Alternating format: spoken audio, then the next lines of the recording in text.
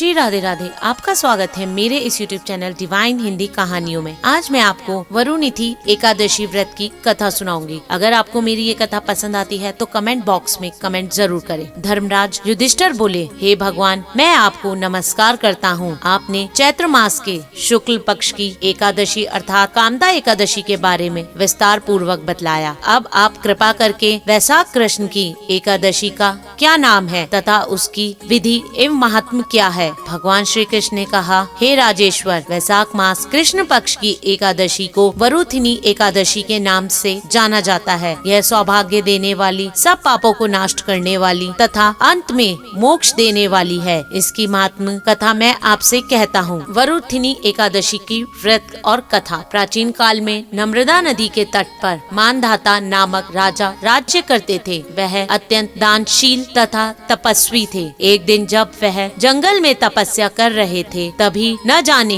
कहां से एक जंगली भालू आया और राजा का पैर चबाने लगा। राजा पूर्ण व्रत अपनी तपस्या में लीन रहे। कुछ देर बाद पैर चबाते चबाते भालू राजा को घसीटकर एक जंगल में ले गया। राजा बहुत घबराया, मगर तापस धर्म अनुकूल उसने क्रोध और हिंसा न करके भगवान विष्णु से प्रार्थना की। करुण भाव से भगवान विष्णु को पुकारा। उनकी पुकार सुन भगवान श्री हरि विष्णु जी प्रकट हुए और उन्होंने चक्र से भालू को मार डाला। राजा का पैर भालू पहले ही खा चुका था। इससे राजा बहुत ही शोकाकुल हुए। उन्हें दुखी देखकर भगवान विष्णु बोले, हे वत्स, शोक मत करो, तुम मथुरा जाओ और वरुणिथि एकादशी का व्रत रखकर मेरे वराह अवतार मूर्ति की पूजा करो। उनके प्रभाव से पुनः सुदृष्ट अंगों वाले हो जाओगे। इस भालू ने तुम्हें जो काटा है, यह तुम्हारे पूर्व जन्म का अपराध था। भगवान की आज्ञा मानकर राजा मानधाता ने मथुरा जाकर श्रद्धा पूर्वक वरुणिथि एकादशी का व्रत किया, जिसके प्रभाव से राजा शीघ्र ही पुनः सुंदर और संपूर्ण अंगों वाले हो गए। इस एकादशी के प्रभाव से राजा मानधाता स्वर्ग गए थे। जो भी व्यक्ति भय से पीड़ित है, उसे